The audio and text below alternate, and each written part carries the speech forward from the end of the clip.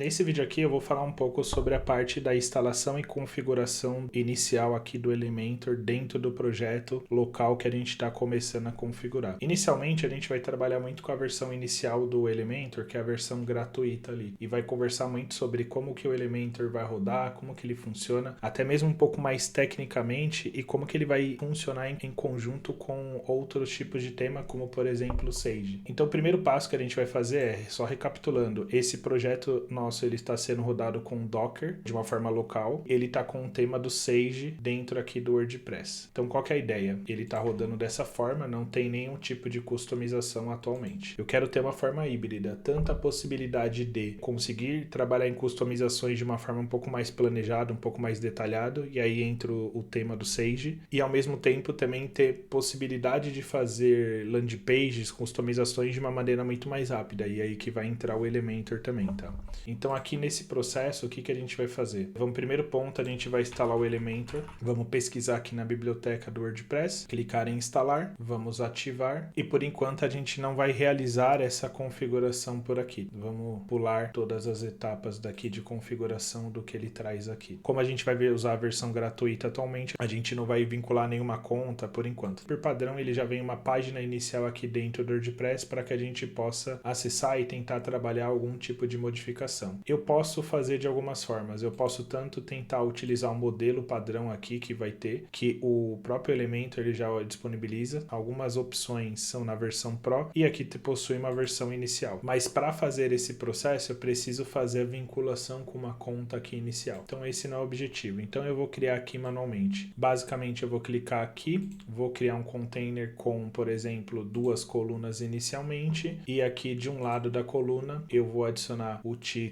e também vou adicionar a descrição, e do outro lado eu vou adicionar apenas uma imagem como padrão. Então por padrão ele vai ficar dessa forma. Eu vou fazer só uma centralização básica aqui inicial, só para o texto ficar aqui no centro. Vou duplicar esse componente e vou inverter a forma de coluna aqui, para que a imagem apareça de um lado e o texto apareça de outro. Então uma coisa muito simples, vou duplicar de novo e vou arrastar esse container aqui para baixo. Basicamente para ficar como se fosse aqui, cada um sendo um componente específico. Posso até, por exemplo, adicionar uma cor aqui nesse componente, para que ele fique um pouquinho diferenciado aqui. Por exemplo, vou adicionar um amarelo aqui só para ficar um pouco aqui diferenciado. Então eu tenho um layout inicial, supondo que essa fosse minha página. Então aqui ele já está carregando aqui minha página com o header e o footer padrão do tema, que inicialmente é o que eu quero, e podendo trabalhar com alguns componentes aqui. Por que eu não fiz nenhum tipo de modificação até o momento? Como, por exemplo, eu não fiz modificação de texto, de cor, esse tipo de coisa. Porque esse tipo de customização a gente pode trabalhar nas configurações globais aqui. Então o que eu fiz até o momento? Eu vou vir e voltar aqui para a parte do painel aqui dentro do WordPress. Basicamente eu fiz a instalação aqui do Elementor na versão gratuita dele, tá? Até o momento.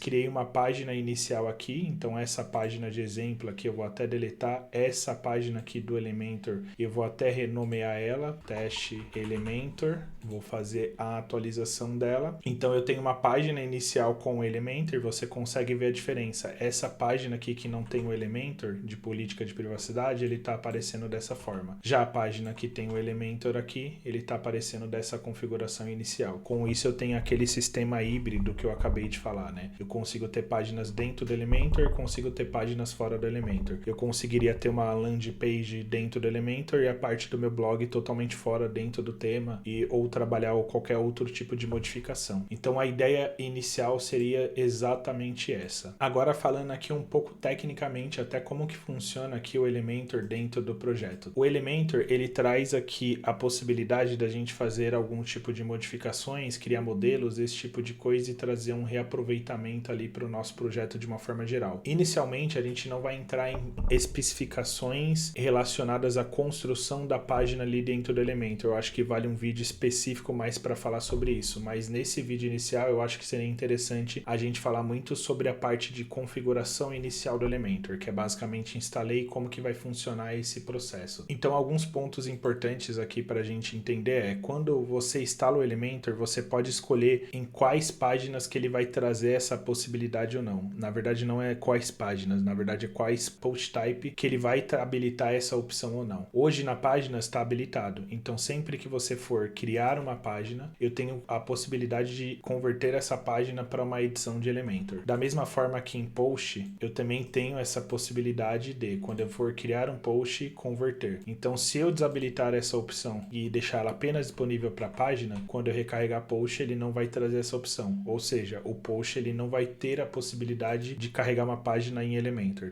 Tem outras opções, como por exemplo integrações, avançados, que você consegue customizar. Aqui eu acho que a gente já entra num detalhe mais específico sobre a parte de otimização, como que a gente vai usar determinados pontos. Eu não gostaria de abordar esse assunto no momento. Da mesma forma, para a questão de desempenho, eu acho que isso vai ser muito mais específico quando a gente entrar nesse assunto. Se você vai querer usar o lazy load do Elementor, se você vai querer utilizar a otimização de blocos, otimização de imagens, entre outros pontos que o Elementor vai oferecer, mas até pela ideia ser utilizar o WP Rocket, que é um plugin de cache para esse projeto, a gente vai não utilizar tanto assim essa parte de configuração, até para não deixar tanto conflito. Então o WP Rocket ele já faz um sistema de lazy load ali da parte das imagens, então a gente acaba não precisando utilizar do Elementor. A mesma questão das fontes também, ele consegue fazer um cacheamento e um adiamento do carregamento de uma forma que traga uma otimização muito boa. Então alguns pontos a gente vai acabar desabilitando aqui do Elementor para não gerar tanto conflito assim, tá? A parte de recursos aqui também tem algumas outras informações. A princípio, vamos utilizar o padrão que o Elementor traz inicialmente. A gente tem algumas configurações adicionais que a gente também não vai utilizar no momento, vamos deixar mais o padrão mesmo. Aqui na parte de ferramentas é importante, a gente vai abordar esse assunto quando a gente for migrar o projeto do ambiente local para homologação e produção também, mas aqui você consegue fazer uma substituição de URLs, até porque o Elementor ele salva diferente a URL dentro do banco de dados. Então é importante fazer esse processo de replace. Por exemplo, eu gostaria de atualizar o meu ambiente local, que atualmente está dessa forma, para o meu ambiente de homologação, que por exemplo vai ser esse domínio, ou do meu ambiente de homologação para o meu ambiente de produção, por exemplo.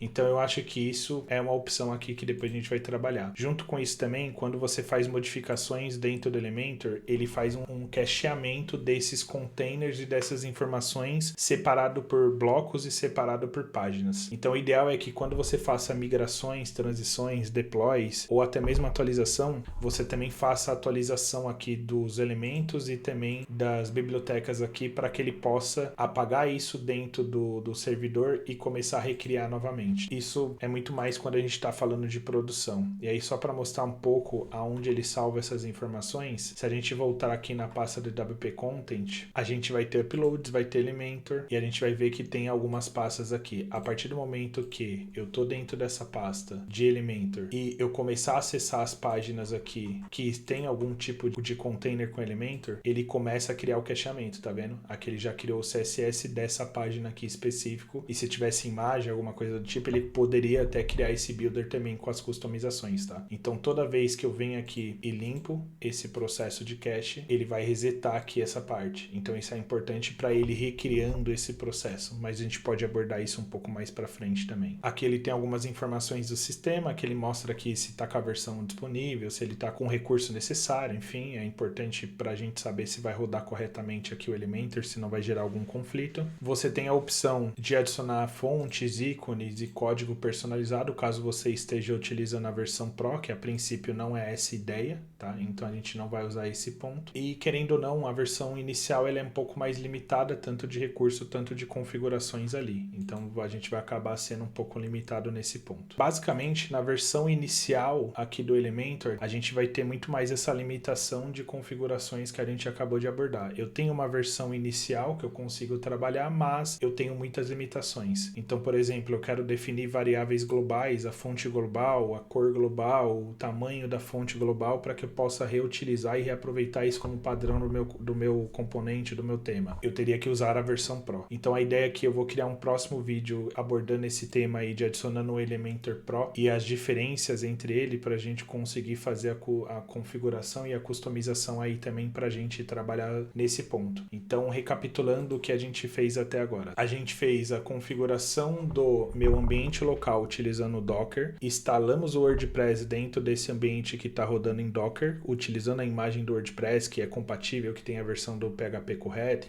Depois, instalamos o tema Sage para que a gente possa ter mais autonomia e customizações e padronizações. E agora a gente instalou o Elementor na versão inicial para que a gente possa ter mais liberdade e também velocidade ali na configuração de algumas páginas que são básicas ali também. A ideia dos próximos passos é a gente tentar trazer a versão mais avançada do Elementor, trabalhando plugin de cache, trabalhando outros tipos de plugin de SEO, para que a gente possa ter uma base e ir evoluindo daí para frente, possa abordar cada um dos temas de uma forma separada. E a ideia seria criar um processo de como que seria eu criando um projeto em WordPress, tanto local, depois em homologação, em produção, e como que seria esse processo evolutivo e as opções que a gente poderia ter para tentar trabalhar esse fluxo como um todo. Então, para essa versão inicial do Elementor é isso, e no próximo vídeo a gente tende a abordar o Elementor Pro nessa configuração. Valeu, até mais.